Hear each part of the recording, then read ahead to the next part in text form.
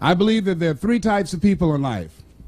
They're winners, they're losers, and they're winners who've not discovered how to win yet.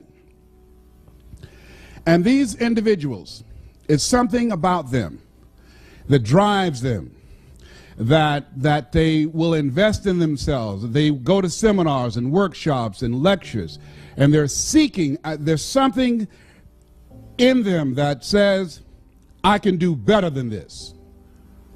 That there are people who would be glad to be where they are and would be happy, but they're not.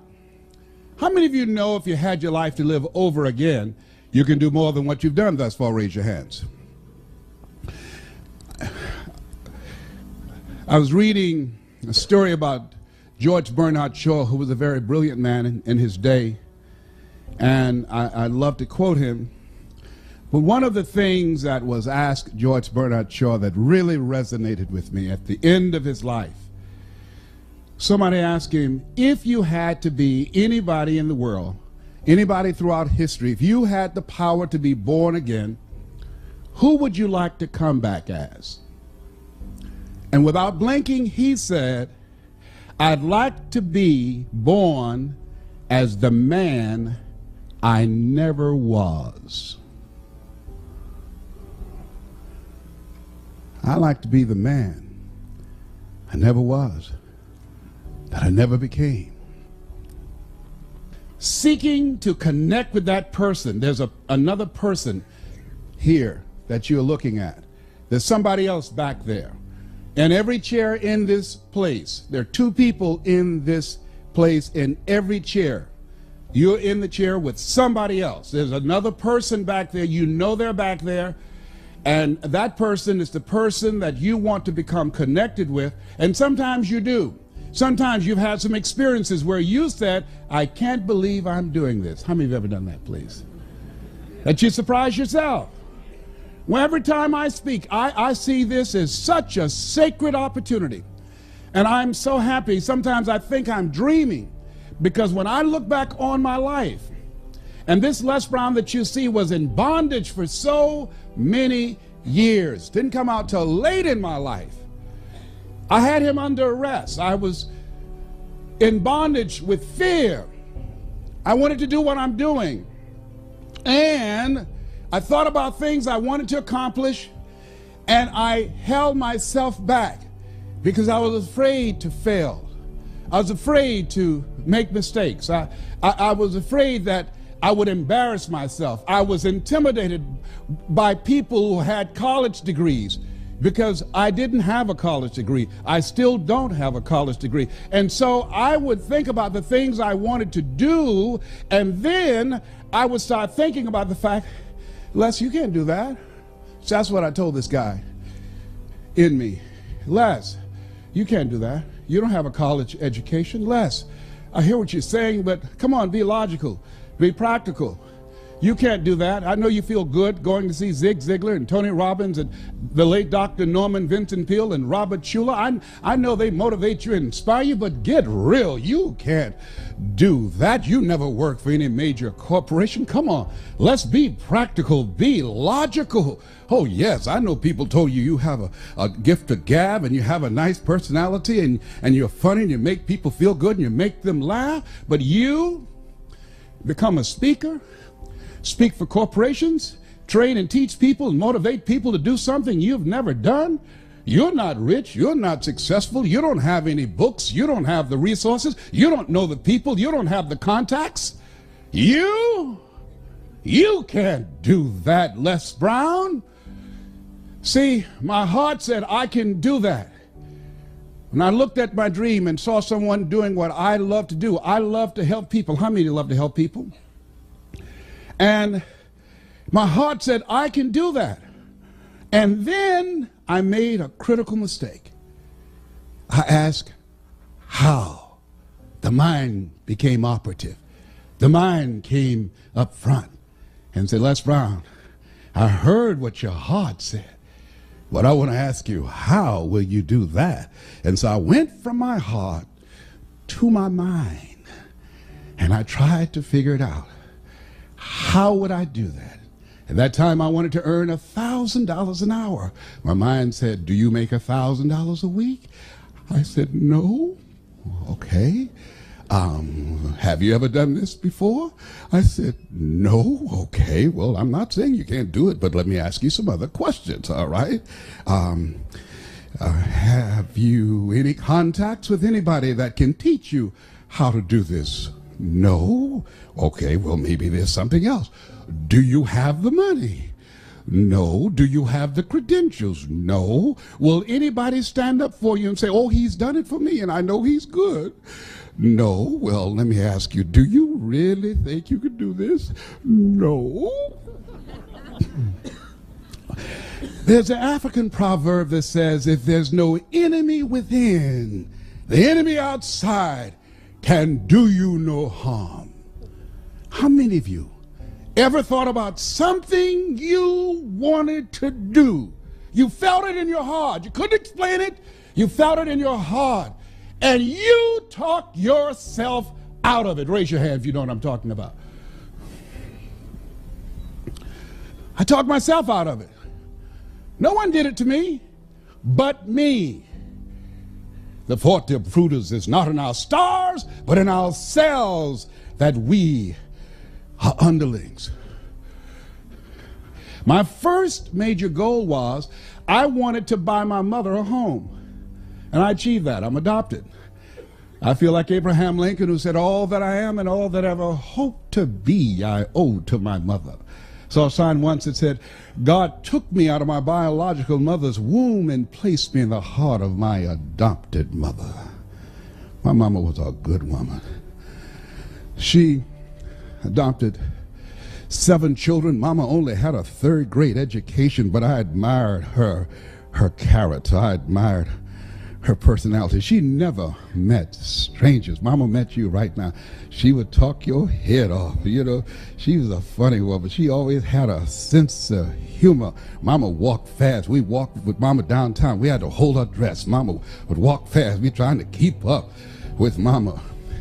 Years later, at the end of her life, she was 89 and suffering from breast cancer. We took her to a furniture warehouse, and she got out of the car with my sister, and she was holding my arm, and I said, Mama, I said, they have a wheelchair here. Can I get this wheelchair for you? And I went and got the wheelchair, and she looked at me. She said, no, boy, I would walk this place myself. I said, Mama, but it's so huge, Mama. I'll roll you in the wheelchair. She said, I'm fine. And I saw her straighten herself, and she walked it herself. I admired her strength. I said, oh, Mama, you know, this morning I got up, and every time something happens to me and I want to get down and I want to surrender to any of the challenges I encounter, and I got up this morning, and the sciatic nerve and this L5 and L4 of my lower disc protruding, and I was in pain, and my body said, you can't do this speech today. And somebody said, are you going to surrender to this pain, or are you Mamie's boy? Get up and straighten your back. You can do that speech. You can walk that flow yourself. When you start walking, you won't feel anything but her presence with you. Sometimes we have to stand up inside ourselves. Sometimes we have to fight ourselves. Sometimes you have a dream and goal that you want to achieve, and you say, oh, I can't do that. You got to tell yourself to shut up. I can do it. Don't tell me I can't do that. Sometimes you got to talk to yourself. I can do it. I'm Mamie's boy. Oh, I can do this. Oh, I will do it. I have got to do this. What you think about your dream? And I want you to increase your dream dramatically. And I said you have something special. I'm telling you what I know. You have greatness in you. You have the ability to do more than you can ever begin to imagine. I don't even know you, but I'm telling you what I know from my own experience. And greatness, ladies and gentlemen, greatness, it's a choice. It's not your destiny. Most people never discover their greatness. Most people, ladies and gentlemen, go to their graves living a life of mediocrity, living a life far below their potential. Oliver Wendell Holmes said most men and women go to their graves with their music still in them. A friend of mine, Dwight Pleasure, was eulogizing his brother in Chicago, and I attended the funeral. Dwight, powerful speaker, he gives a presentation called How to Start Over Again, how to make it from scratch. Oh, Dwight is powerful. Dwight had lost his life for years to drugs and crack cocaine, lost everything, and he came back again. He demonstrated comeback power going around the world, changing people's lives, and he was eulogizing his brother. He said, and the room was very quiet and very somber, and he said, my brother was in the room in California, and they told me he died by himself. And he said, and I submit to you that my brother didn't die by himself, that with my brother died a lot of dreams. With my brother died a lot of potential. My brother had a lot of good ideas. And my brother was one of those guys that said, one day I'm going to, and everybody started laughing. Because everybody knew his brother was talking about various things all the time. One day I'm going to do this, and one day I'm going to do that, and one day I'm going to do. He had a lot of good ideas that he never acted on. And when he died, when he took his last breath, all those ideas, and one day I'm going, all of that went down in the grave with him. Henry David Thoreau, come forward, what are your words? He said, oh God, to reach the point of death, only to realize that you've never lived, only to realize that you've never scraped the surface of your potential. Jim Rohn, come forth, what would you say? When the end comes for you, let it find you conquering a new mountain, not sliding down an old one. Oh, no. Ladies and gentlemen, a lot of people die full of their dreams, full of talent, full of ideas, full of skills, full of intelligence and abilities that they never reached for. They never tapped. They never got into. They never used it. Never used it. And so how do we do that? What is it that blocks us? Well, I mentioned one. Mine was fear. Here's another one. I didn't feel good enough. I was comparing myself to other people. I didn't feel, because I didn't have a college education, and based upon my failures and disappointments in the past and things that I'd attempted to do and they did not work out, I built a very practical, realistic, logical case on why I couldn't have my dream. And so I want whatever dream you have, I want you to expand it, I want you to increase it, and I want to warn you, don't ask yourself how you're going to do it. How is none of your business. Don't get trapped there. And don't worry about failing. You're going to fail. You're going to make some mistakes. You're going to look stupid. Why? It's called life. Write this down. Make it okay to fail. Goethe says, that which does not kill you will make you stronger. See, well, I found that, as the saying goes, most people fail in life not because they aim too high and miss. Most people fail in life because they aim too low and hit.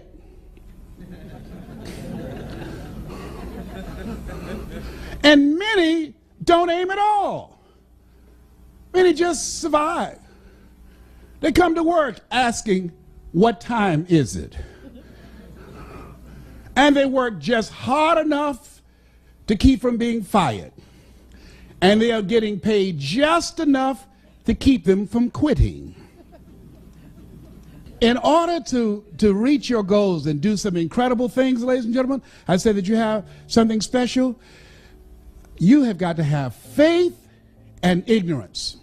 You've got to believe in yourself, You've got to believe in what you're doing. You've got to believe in your product. You've got to believe in your services. You've got to believe in a power greater than yourself. You've got to believe in the power of pursuit.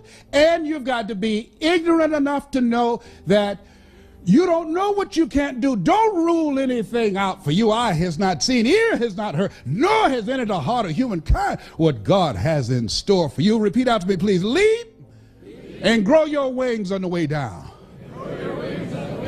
Yes, so you're going to be a good salesperson. You've got to be a risk taker. Here's something else I tell you what. You want one of the keys? What will separate great sales professionals from people that are mediocre? I tell you what. I learned this as a kid. I used to sell newspapers. Sam Axelrod, who was one of my early mentors, he used to every day he would pick me up. And I was the youngest one in the group, all older individuals and mostly grown men. And every day Sam would get in and he would have a quote for everybody in the car. Sam driving the station wagon, he said, "Gentlemen, yes." He said, "This is a usable world. And if you don't use it in the right way, it's a cruel world." And I would say, "Thank you, Mr. Axelrod." Nobody else paid attention to that. I don't know why, but I was the one. It just made sense to me. And I kept these things. I remember, "Leslie, yes, sir," because he remembered that I was the only one that responded. I was the only one that took notes when he spoke. He said, "Always strive to get on top in life, young man, because at the bottom, that's overcrowded."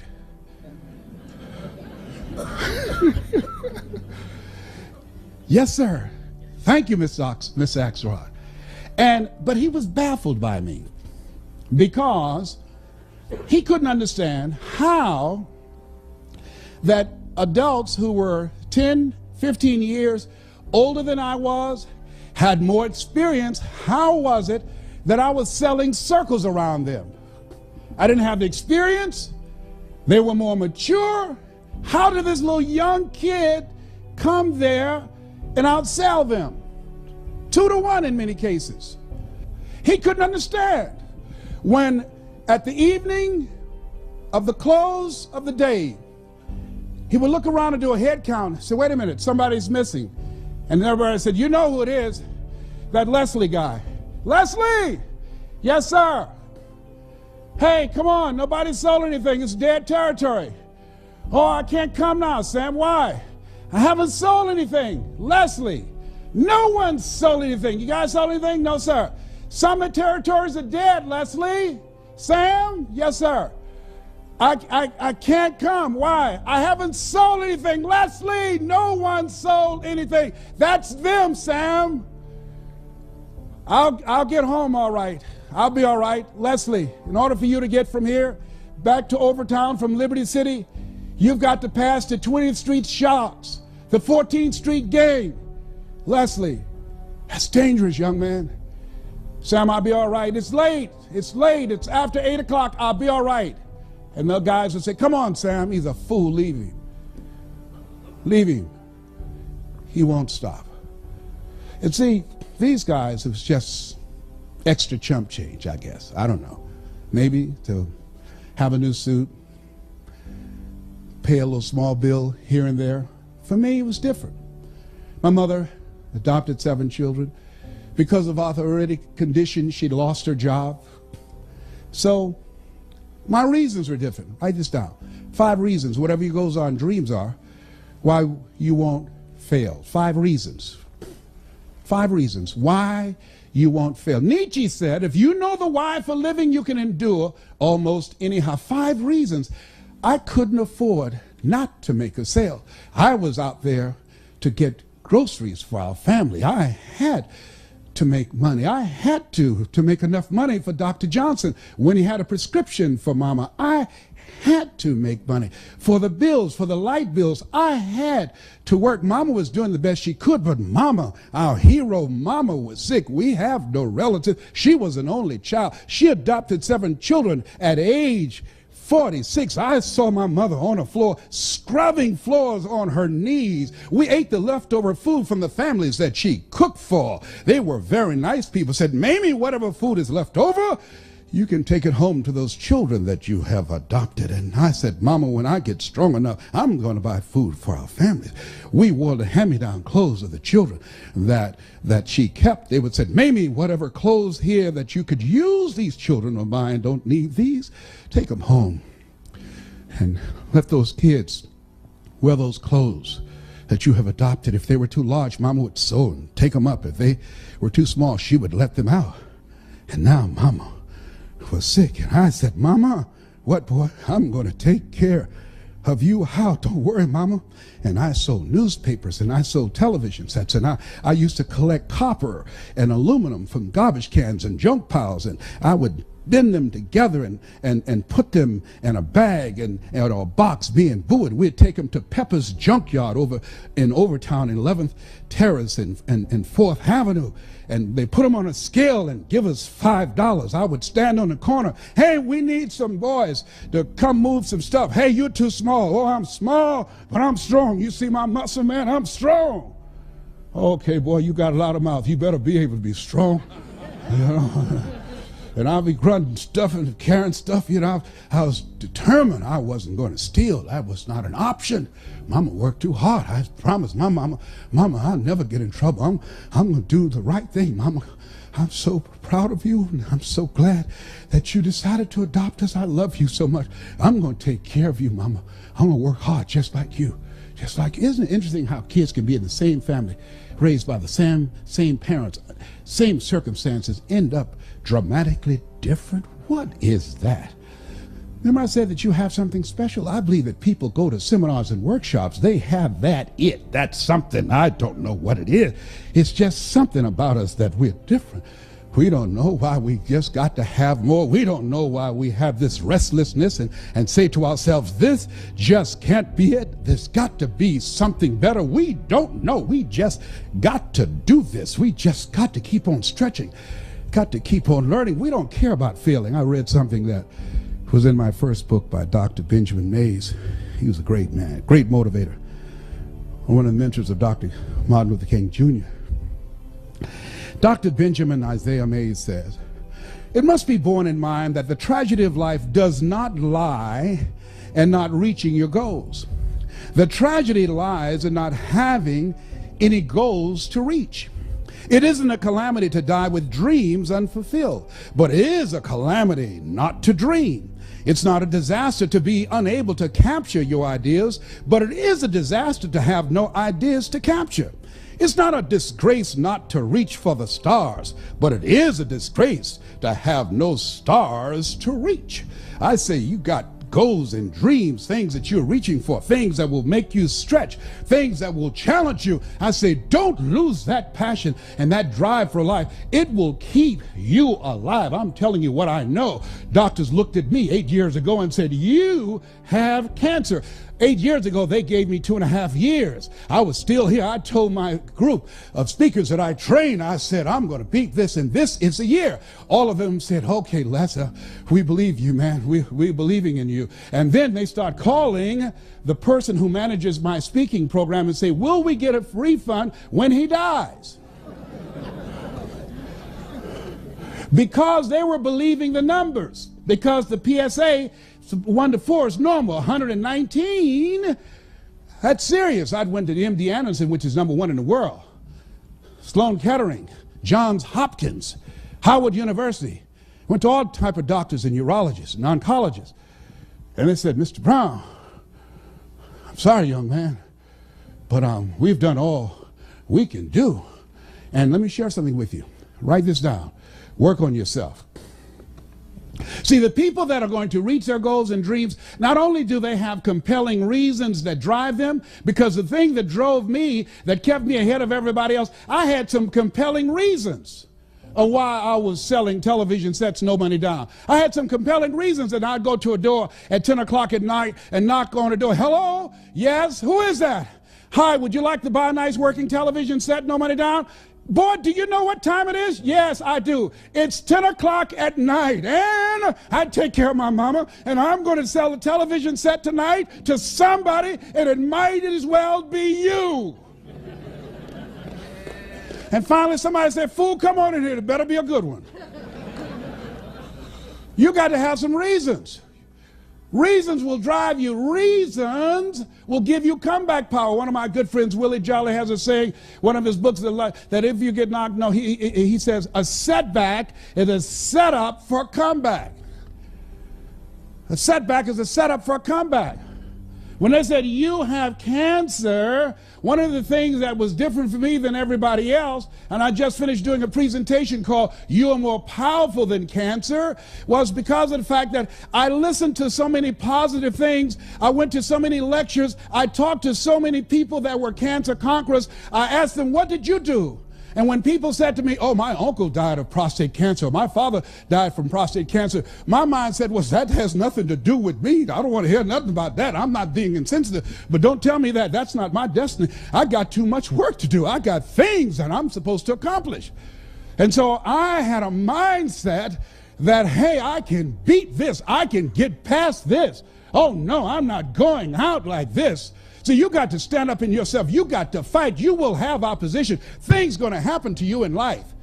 It's called life, and it's not personal. Stuff's going to happen.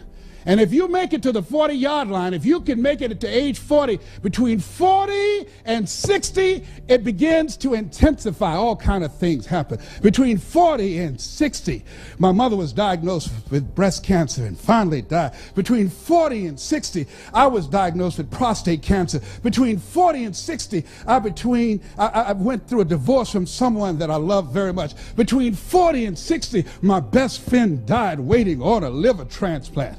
Between 40 and 60, had a nationally syndicated talk show, highest rated, fastest canceled talk show in the history of television. Between 40 and 60, oh, life put a whooping on me. My God, how many of y'all had yours already? Tell how many you know what I'm talking about? It ain't personal. Don't say, why did this have to happen to me? Why not you? Who would you suggest? It's called life. And here's what the key to it, that you have to work on yourself. I read every book I could on how to heal yourself. I listened to every speech. I talked to people. I went to lectures. I mean, everything dealing with healing, I fed my mind. Same thing in sales. Focus on your mind. When your sales drop, focus on your mind, not your techniques, not your strategy, not your clothes. Focus on your mind. What you do, what you accomplish, what you're able to sell is a direct relationship to what you believe and the story that you're playing in your head. That's what blocks you as sales professionals. I'm telling you what I know. I'm telling you what I've earned billions of dollars doing. I'm telling you what got me from being born in an abandoned building on a floor and being labeled educable mentally retarded, put back from 5th grade to the 4th grade, failing in the 8th grade, and being able to give a lecture at St. Albert Hall in London, England, or speaking at Harvard University. I'm telling you what got me here, what brought me to the party, to speak in the Georgia Dome to over 80,000 people, was my belief and the story in my head. The story used to be, I couldn't do that. But by listening to lectures over and over again, faith comes by hearing and hearing and hearing, by reading and feeding my mind. Language is the software of the mind. How many of you, since I've been speaking to you, your energy level is higher? Raise your hands, please. Yes. How many of you can feel me in your heart? Raise your hands, please. Yes. When Dr. Norman Vincent Peale spoke, he gave me goose pimples. When Earl Nightingale said, all of us are self-made, but only the successful will admit it. Mr. Sidursky. You like that one, huh? Yeah. Mr. Sidursky, family that we work for in Miami Beach, he did not know why I spent so much time in his office shining his shoes. Because he listened to The Strangest Secret in the World by Earl Nightingale. And I was listening to this. And as he was playing those tapes called Lead the Field, I was hearing these things, and then when I was shining, he said, well, that's good enough. I said, well, let me dust. Let me do, can I do? I'll start. Well, that looks real clean, Leslie. Oh, but look here, the books are crooked. And I went in there early and messed them up so I could stay. because I wanted to be in there while he was taking this time to work on this. He was a multimillionaire. My dream and vision was one day I'm going to be a millionaire like Mr. Swiderski. One day, because I was young, I had faith, and I was young and ignorant. I didn't know I couldn't do it. I didn't know I couldn't have a mansion. I was like the bumblebee. According to the laws of aerodynamics, a bumblebee isn't supposed to fly because the body is too large to be held up by its little puny wings. But the bumblebee doesn't know it. It's intelligently ignorant. So it keeps on flying anyhow. You have to read, write this down, something positive every day for an hour. You have to put yourself, and you've got those 5 P's, in a personal development regimen. Take an hour every day. I do it even now. I take 2 because my goals are higher. Every day, read at least a chapter, something positive every day. Listen to a motivational message every day. Language is the software of the mind. Why? Because it will change the story that's in your head. See, what we do, what we accomplish, is a result, as I said earlier, of what we believe and the story that's in our head. See, most people go so far and then they park. They stop. Their income, their achievement level, their commissions, what they do in life just tapers off. They park because the story in their head is, this is it. It's not conscious. Guess what? I got so busy and so consumed with where I was, I stopped reading. I stopped listening to tapes. That which got me there, I stopped doing it. The mind, ladies and gentlemen, is like a garden. If you have a garden, you have a yard, you have weeds, you just can't go out there with 1 can of weed killer. Write this down. Steve Duncanson said this. Powerful statement. Put it someplace. You can apply it to your health. You can apply it to your sales. You can apply it to your business. You can apply it to your life. He said, life is a fight for territory. And once you stop fighting for what you want, what you don't want will automatically take over. Life is a fight for territory. And once you stop fighting for what you want, what you don't want will automatically take over. I have to exercise every day. I have to drop out of my bed and do 100 push-ups every day. I have to discipline my eating. I have to turn off the news. I can't watch the news. I'm not going to have a reoccurrence of cancer in my body. I have to eat 80% raw vegetables. I have to drink 12 glasses of water a day. I have to take my zinc and my salt palmetto and my Halen 951. I have to take my wheatgrass. I hate it. I hate it. But life is a fight for territory. I'm fighting for my health.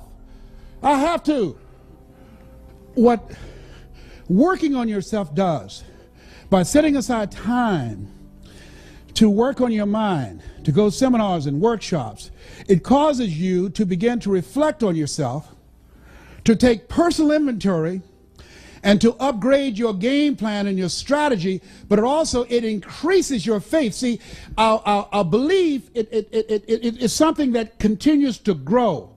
What I earn is a reflection of what I believe subconsciously that I deserve.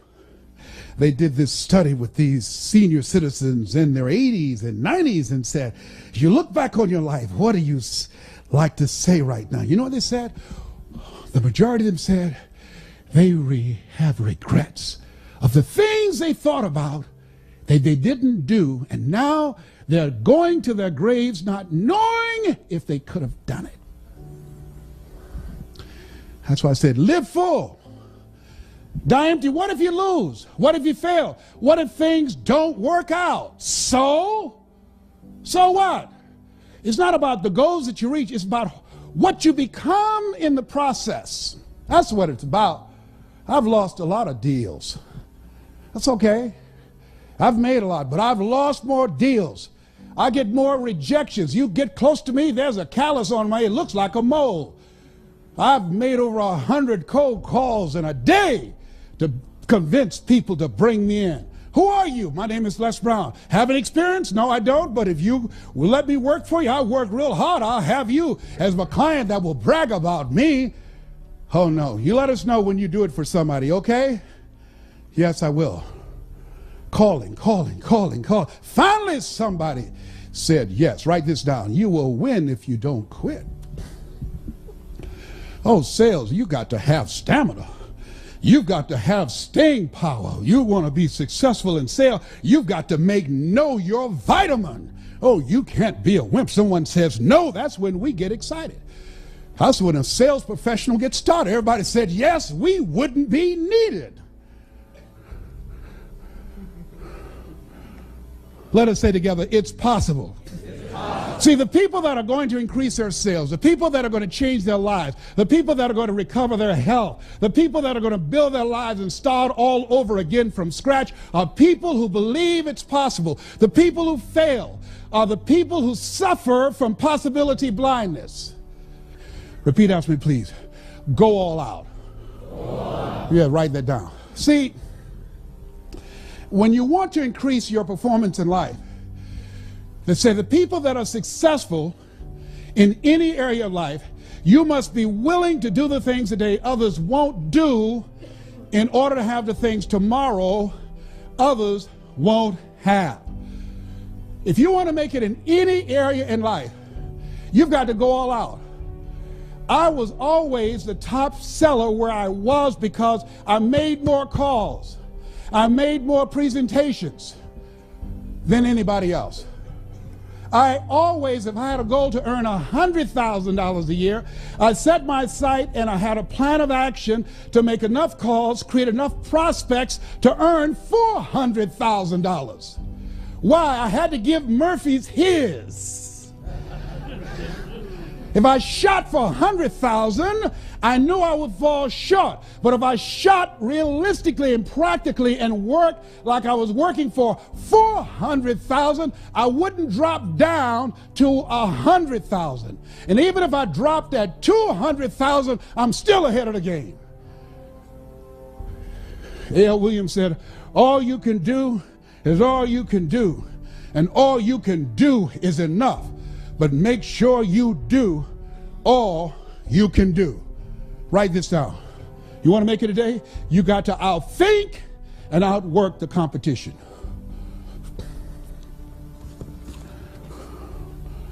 Outthink and outwork them. We're going to take a break and I'm going to share with you some other strategies that will give you the competitive edge. I don't care what you're doing. I outwork my competition. When I decided to become a motivational speaker, my goal was not to be just another guy out here. I trained speakers. And I say, let me tell you what has governed the industry. The Dale Carnegie course, which is a great course. Tell them what you're going to tell them, and tell them what you told them. I said, if you want to be successful in speaking or anything else, I said, listen to me. My favorite book says, and all thy getting, get understanding. You want to be successful in any business and any sales, first thing you want to do is know your customer. I tell people spend more time listening to them, asking questions, finding out what they need. Don't go in running your mouth. Some people talk their way in and talk their way out. Have you seen them do it? Raise your hand. Find out who they are. Find out what do they want. Ask questions. Give a presentation from their point of view, not from your point of view. Let them see you as a resource, as a consultant, as a strategic partner. Don't go in selling. Build relationships. Zig would say, people don't care how much you know until they know how much you care. Here's something else. And whatever you want to do in becoming successful, write this down. Master your knowledge of the marketplace and the product. When I decided to become a major player in this industry, I started out reading one book a week. You must be willing to do the things today others won't do in order to have the things tomorrow others won't have. The average American reads one book a year. If you decide to become an expert professional in your area and becoming knowledgeable about your customer, about the product, about the industry, about the competition. If you just study and read one book a month, in 5 years, when the average American read 5 books, you'd have read 60 books. It will make you an expert. Here's the other thing that we'll talk about when we come back. Write this down. We'll start off this with presentation power. The difference between successful and unsuccessful sales professionals is the power to present. Mr. Washington said, Mr. Brown, yes, sir. Man changed my life. I was in his class waiting on another student. He said, young man, go to the board and work this problem out for me. I said, oh, sir, I can't do that. He said, why not? I said, I'm not one of his students. He said, look at me. Yes, sir. Go to the board and work the problem out anyhow. I can't do that, sir. Why not, sir? Because I'm educable, mentally retarded, sir. I'm in special education. And as the students erupted in laughter, he came from behind his desk. He looked at me. He said, don't you ever say that again. Someone's opinion of you does not have to become your reality.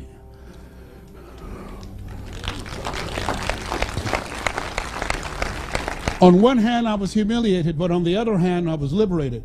Because he looked at me with the eyes of Goethe and said, look at a man the way that he is, he only becomes worse. But look at him as if he were what he could be, then he becomes what he should be. And he said, Mr. Brown, he said, develop your mind and develop your communication skills, because once you open your mouth, you tell the world who you are. And with that, we will take time out. This has been Mrs. Mamie Brown's Baby Boy. It's been a plum-pleasing pleasure as well as a privilege. Thank you. At this stage of my life, I'm reinventing myself. I'm training people how to become a part of this $58 billion industry. And one of the things that I think that top sales performers have going for them is the ability to present. And that is either on the telephone or one-on-one or in small group settings, making a presentation or speaking before a large audience. It's something that can be learned, and something that some keys I'd like to share with you in the training that we provide that will give you a competitive edge. How many of you think that will have some value and learning strategies that can impact your presentation style? Raise your hands, please. How many of you have ever been in a situation that you know that had you been more effective in terms of how you presented yourself, that you would have done better? Raise your hands, please. How many have ever been in a situation, this has happened to me, where you choked? Raise your hand, please.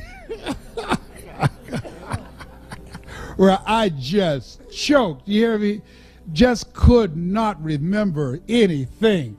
My mind went blank. You want to master your knowledge. You want to know when you open your mouth that you know what you're talking about. The reason that I said you have to work on yourself, and write this down, before you speak, power presentation. Before you speak, see, a lot of people just worry about getting up and speaking and presenting. Before you speak, there's work you've got to do on you, because I don't care how good you are in your presentation, in your knowledge, how well organized it is. I don't care about your PowerPoint presentation. Who you are behind the words will be more powerful than the words you speak. When you come into the room, you've got to have a spirit and energy about you that you expect this deal to happen. You have to come in the room and you have to look at them, and your look must be, the only reason you were spared from birth control was to give me this deal.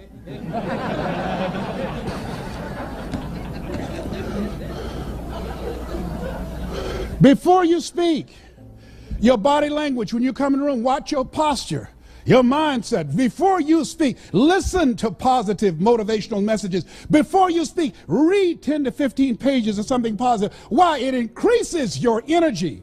We're all connected, ladies and gentlemen. Haven't you felt people's energy? There's some people, you get around them and you just say, there's something about that person, I don't know what it is, but I don't like their energy. How many of you have been like that, right? How many of you ever walked into a deal and you knew the deal was done before you took the contract out? Raise your hand, please. You know it. You knew it. Because you knew you were in the zone. You knew you were in your place. You knew you were in sync, mentally and emotionally and spiritually. And your information, you knew you were ready. It was ready. It was game time. You knew it. And I'm saying, from the time you get out of the car and walk in, from the time you make eye contact and shake their hand, from the time when you say hello, you have to be closed. You have to close the deal. In your voice, your mindset must be, this is it. Stick a fork in it, it's done. You're not going anyplace else. This is it. One stop, one deal, it's mine.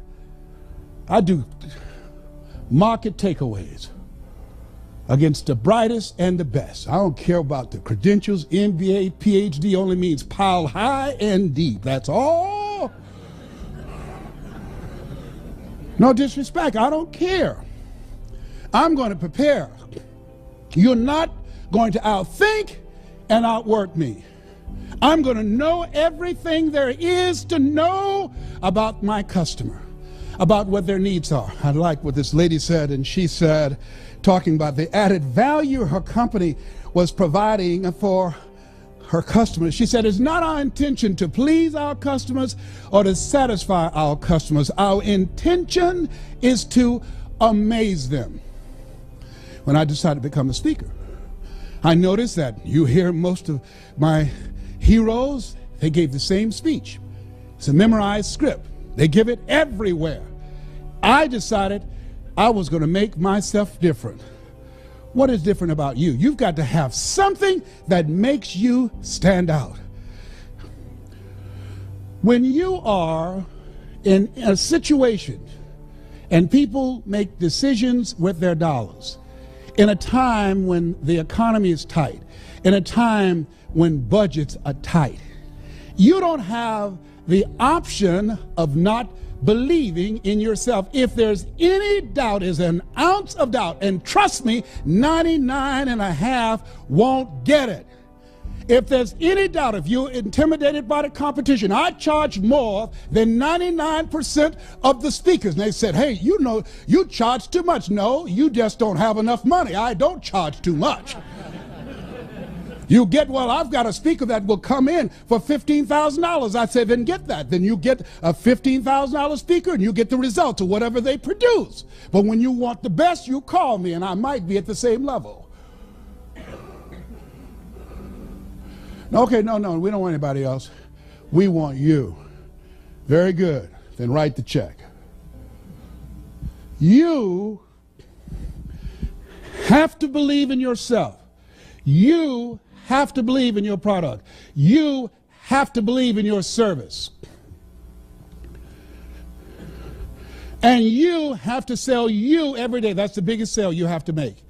The biggest sale, ladies and gentlemen, that I make every day, that Les Brown, you can do this.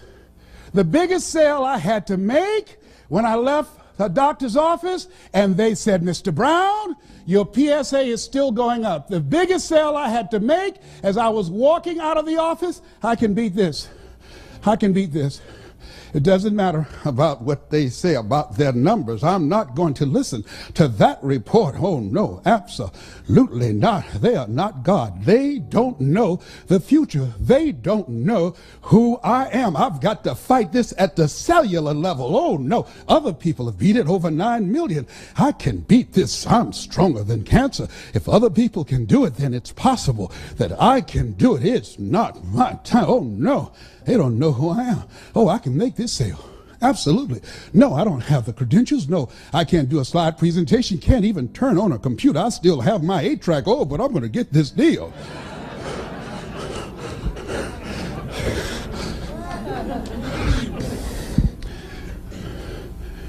You got to sell yourself every day. And sometimes you get scared. I like what Ambrose Redmoon said, that courage is not the absence of fear. Courage is the judgment that what you want is more important than your fear. I used to be intimidated by people because they had more education, because they had more money, because they had credentials, because they had contacts, because they had four-color brochures, because they had books, and I didn't have all these things, because they had infomercials and they had television exposure, and I didn't have all those things. But the judgment that providing for my family was more important than my feeling inferior, more important than my fears. The judgment that I have to control my future. The judgment that I want to be able to take care of my mother, that when my mother becomes ill, I want to be in a position to do more and just pray for her. Oh no, whatever she needs medically, I will be able to write the check. The judgment that my children would have a choice to go to the college of their choice to give them a competitive edge in the future. The judgment that, oh no, one day I'm going to be able to have vacations. I will go to Paris. I'll go to Tahiti. I will go to Jamaica. I will go to Hawaii. The judgment, I have more time for myself. The judgment that I'm going to secure my grandchildren's future and my great-grandchildren. The judgment of those things that make life worth living was more important than my fear. What is it that will make it worth it for you to face the rejections? What is it that will make it worth it for you to brainstorm and not be intimidated and say, I can do this? What is it that will make it worth it for you to raise the bar on yourself and say, I got some more stuff in me. Oh, I haven't even gotten my biggest deal yet. What is it that will make it worth it for you to go back to a customer who slammed a door in your face? What is it that will make it worth it for you to know your vitamin, that you become empowered by it? What is it that will make it for you when you want to give up? You can't buy a sale, and things are working against you, and you get close to making your numbers, and then they double your quota. What is it? You got a sales manager breathing down your neck. Don't give you the tools. Don't give you the resources that you need. You're working in a toxic environment, and rather than working together, they're working against you. What is it that will make it worth it for you to get out of the car when you want to keep driving past the office because of the stress? What is it that gives you the strength and the power? I got a saying on one of my tapes, and life knocks you down, try and land on your back, because if you can look up, you can get up. What is it that will help you get back up again? Can you feel me? Up it here, up it here. Come on, get over there, a round of applause. Come on now.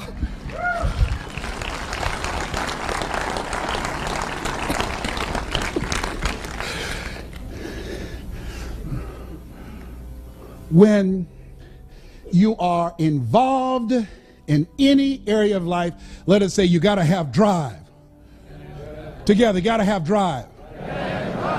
Let us say kick it up a notch. Yeah. See, when you are presenting, I tell and train my speakers, you've got to kick it up a notch. You've got to have power, feeling, and conviction. You can't be casual. See, if you're casual about your dream, you will end up a casualty. If you're casual about your product, if you're casual about what it is you're presenting, if you don't internalize it, if they can't feel that you are excited, that you are sold yourself, they don't care. You've got to give people enough emotional energy to say, wait a minute, I know this costs less, but there's something about this person, I'm going to go with them.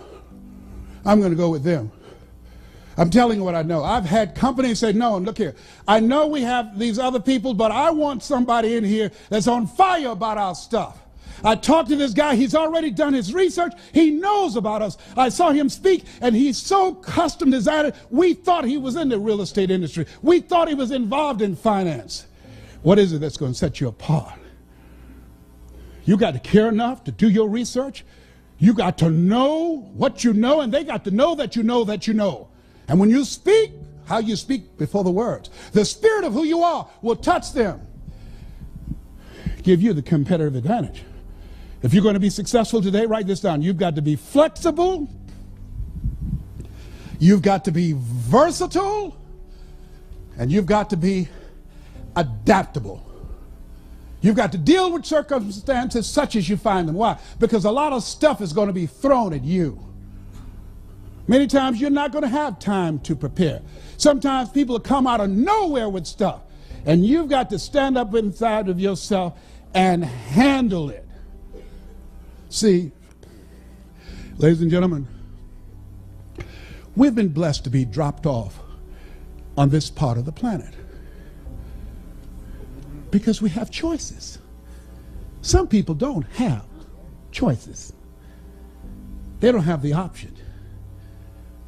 I've been abroad where I stood in line waiting to cross the border singing, God Bless America. They called me to my room.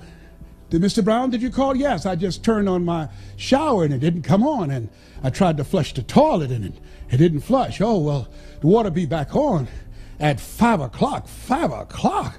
No problem, man. Oh, there is a problem. I want to flush the toilet. Oh, I don't want to sit up in here and smell that all day long. Oh, no, it ain't that kind of party. I want to take a shower. There's a problem up in here. Oh, no. We do this every day. We don't have enough water to have it running all day long. We take that for granted. For granted.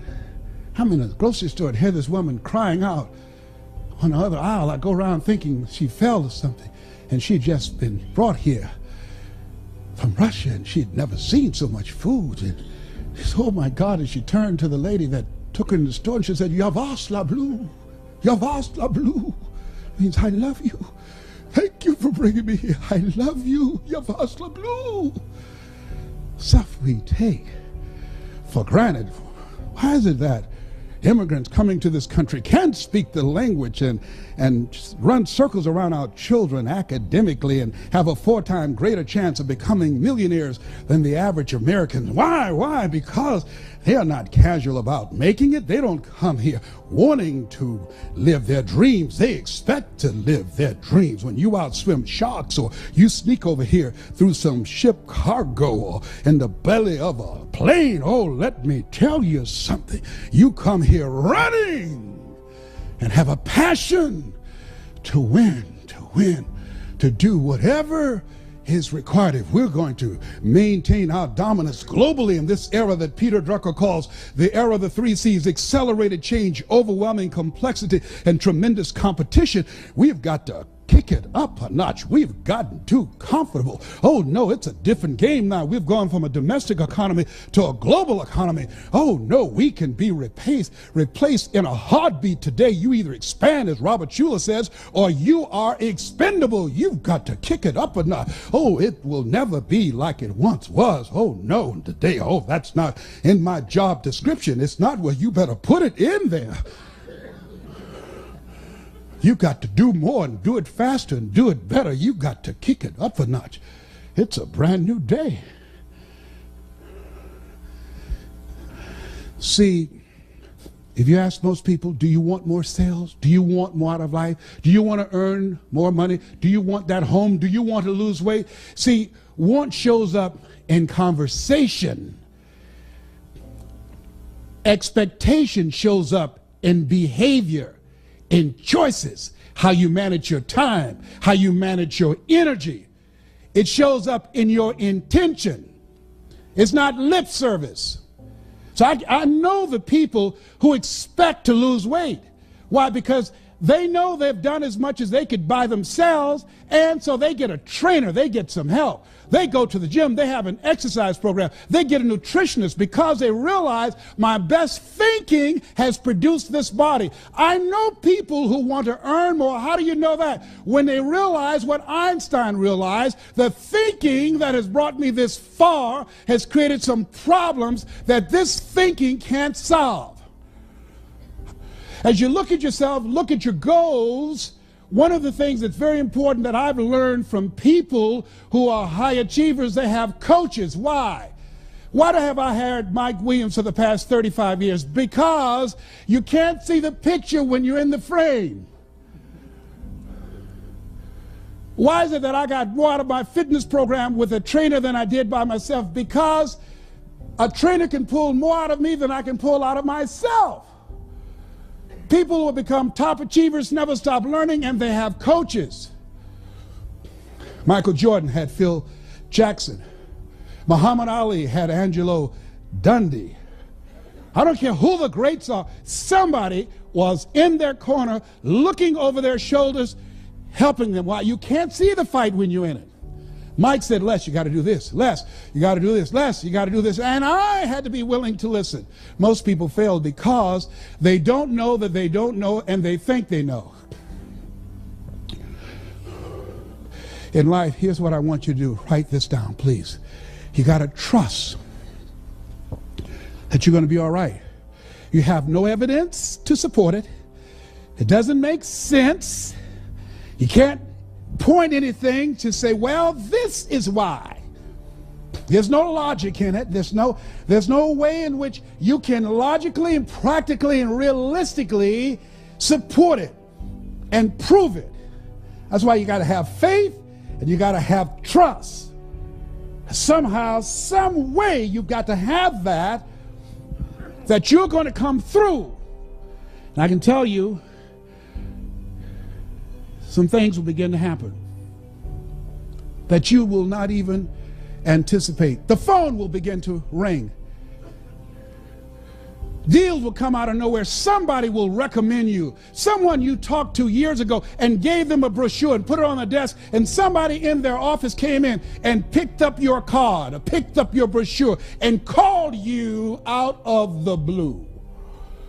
I remember years ago, I read an interview by James Brown. At that time, he was recognized as the hardest working man in show business. And it was my senior year, 1963. In an interview, they asked him, what was your greatest performance? At that time, his number one song was Please, Please, Please, Please. They had a cape and put it on his back. Baby, please don't go. And he would throw the cape off and run back on stage. He'd do the James Brown stuff. And he said in that interview, when they asked him, what was your greatest performance? And he said, the last one. The last one. See, you're always in competition with yourself. I'm working on being the best presenter I have never been. You're working on being the best salesperson you've never been. You're working on being the best father, the best mother you've never been, the best entrepreneur you've never been. There's somebody else in you back there. And as you work toward becoming that person, who you are right now must die daily. You've got to kill that person off. You've got to be willing to give up who you've been for who you can become, to release what Elizabeth Browning called the imprisoned splendor. The road will come as you take each step. That you're going to go into uncharted territory. You're going to do what Henry David Thoreau said. Do not go where the path may lead, but go where there's no path and leave a trail. You're going to break records. You're going to do some things when you challenge yourself, when you work on yourself, because you don't get in life what you want, you get in life what you are. Most people don't know. If you want to improve your income, you want to improve your circumstances, you want to improve your commissions, you want to improve your life, you got to first improve yourself. You got to first take the time to work on you. Zig talks about a lumberjack whose wood production dropped by 40% because he wouldn't take the time to sharpen his axe. Write this down. Sometimes you have to believe in somebody's belief in you until your belief kicks in. Sometimes you have to believe in somebody's belief in you until your belief kicks in. I want you to think about your best year earning, your best year of sales, your best year of accomplishment, your best year of achievement. Here's what I know about you, and I don't know you, but from people that I've worked with and from things that I've learned and in my own life example, here's what I know about you. Whatever you have done is only a tip of the iceberg of what's possible for you. You can do 4 to 5 times more than whatever you have done. If anybody had told me, given my circumstances, born in an abandoned building on a floor with a twin brother in a poor section of Miami, Florida called Liberty City, if both my parents stood up now in the audience and say, hey, we're your parents, I would not know either one. Being adopted, labeled educable, mentally retarded, failing twice in school, if anybody had told me that in my future I would be speaking to you. In my future, I would write books. In my future, even though I don't have a college education, I would produce 6 different specials for PBS and earn millions of dollars. In my future, I would have a nationally syndicated talk show. In my future, I would travel around the world and speak to over 80,000 people in the Georgia Dome. Nobody could have convinced me when I was working at Sears as a salesperson, when I was working for the Miami Sanitation Department as a garbage collector, making $8 an hour. No one could have looked at me when I was walking to empty their garbage and pushing that can forward and kicking it and getting up under it and moving it and straightening my back and walking with it to empty that stinking garbage in a truck with other men older than me and stronger than me. I did not know that this Les Brown that you see now existed. I didn't know. I didn't know. I'm still working. I know there's something else back here. I feel that there's something bigger for my life. And I feel that at this stage of my life, only certain kind of people come see me. People that show up because we're cut from the same cloth, we're branches of the same tree. People who feel me in their heart. People who are strange people like me. You're strange. That's why you're here. You're different. You're different. Mr. Washington, Mr. Brown, yes, sir. You want to be successful? Yes, sir. Don't follow what other people do. I feel like a stranger when I have family reunions with my family. When I go to my reunions with my classmates, they talk about retirement. Life is about change. Human beings were built for change. Animals can't change. An alligator can't be anything but an alligator. A tree can't be anything but a tree. Human beings, we were built for change, to reinvent ourselves. You must be born again. There's something in you. You're pregnant with unlimited possibilities. You're pregnant with greatness. There's some things in you. In this room, some entrepreneurs. In this room, some millionaires. In this room, some great ideas, great strategies. In this room, some great concepts for business. In this room, great fathers, great mothers, great community activists and policymakers. In this room is greatness in this room. I don't know what your goals are. I don't know what you want to do. Here's what I feel. Here's what I have coming to me in my mind that I feel from you.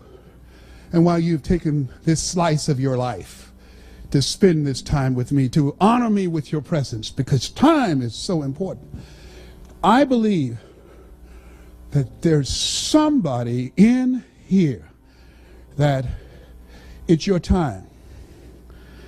I remember when Mr. Washington gave a speech, and I just failed math and history and English, and I had to go to summer school for the 5th straight year. He was speaking to the graduating seniors. I was going to have to be involved in a summer school program to go to the 12th grade. He was giving this speech. I heard his voice, and I came in the auditorium. I stood in the back as he spoke, and I felt he was speaking to me. People were jammed around the auditorium because Mr. Washington, he's in his 80s now. He's still very eloquent. He was a great orator. And as he spoke, he said, I was brought here from Brighton, Florida. And I believe when I was brought here, I came to develop greatness. You have greatness within you. You have the ability to do more than what you can ever begin to imagine.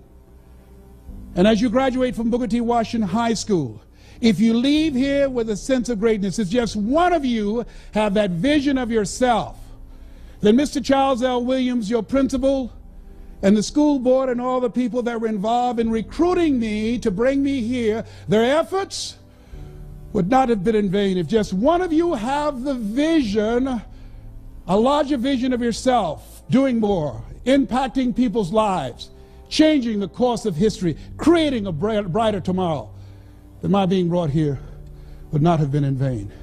And they gave him a rousing standing ovation. And as he left and went down the auditorium steps, I followed him. And I said, Mr. Washington. He said, yes. I said, do you remember me, sir? He said, no.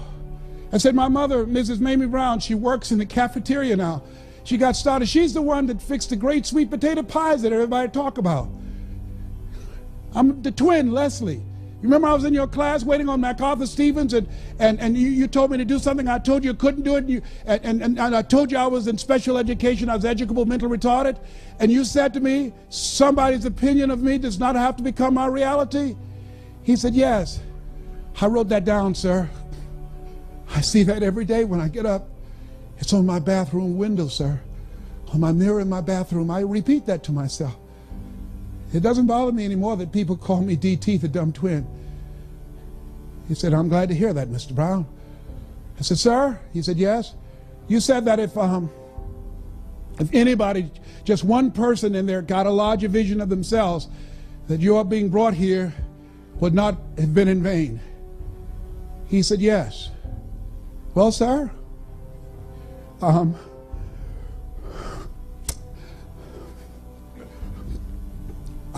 the one, sir. You are? Yes, sir. I'm the one. One day, sir, you are going to hear my name. What will you do? I don't know, sir, but one day you watch. You're going to hear my name again. He said, okay. He said, it's possible. Yes, sir. He started walking away. I said, Mr. Washington, he said, what do you want now? I said, don't forget my face, sir. Don't forget me. I'm this Mamie's boy. I'm a baby boy. People told her she should take me back to the welfare department, but my mama kept me anyhow. I'm the one. He said, okay. And he started walking away. I said, don't forget. Don't you forget here. And he didn't even bother answering. He just kept walking. Years later, I produced a special many years ago on PBS called You Deserve in Detroit.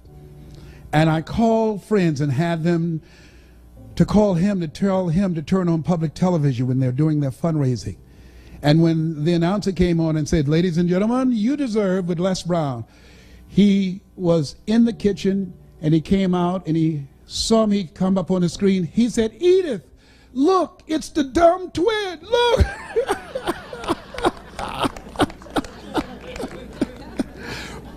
And he called me in Detroit, and this was, and I cannot wait to tell you the story, how I used to sleep on the floor of the Penobscot building and building my business. You know, during the good times, you put it in your pocket. During the tough times, you put it in your heart. And so he said, may I speak to Mr. Brown, please? I said, who's calling? He said, you know who this is. I said, oh, Mr. Washington, it's you. He said, you were the one, weren't you? I said, yes, sir. He said, but you were so crazy. I said, I know, but I'm rich now.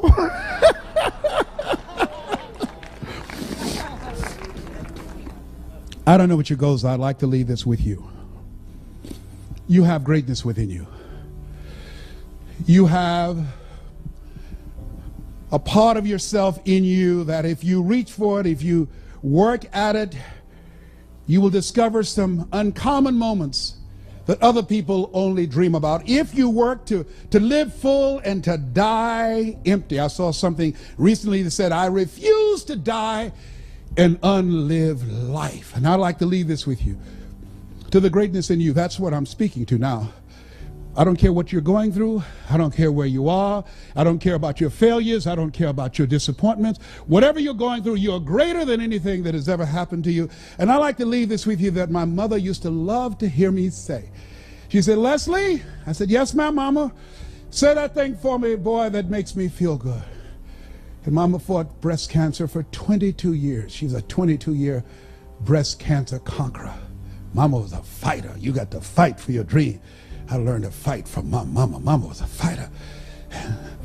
And I dedicate this to you. And it says simply this: if you want a thing bad enough to go out and fight for it, to work day and night for it, to give up your time, your peace, and your sleep for it, if all that you dream and scheme is about it, and life seems useless and worthless without it, and if you gladly sweat for it and fret for it and plan for it and lose all your terror of the opposition for it, and if you simply go after that thing that you want with all of your capacity, strength and sagacity, faith, hope, and confidence, and stern pertinacity, if neither cold poverty, famish, or gulf, sickness or pain or body and brain can keep you away from the thing that you want, have dogged and grim you besiege and beset it, with the help of God you'll get it. This has been Mrs. Mamie Brown's baby boy. God bless you, God bless your dream, and God bless America. Thank you very much.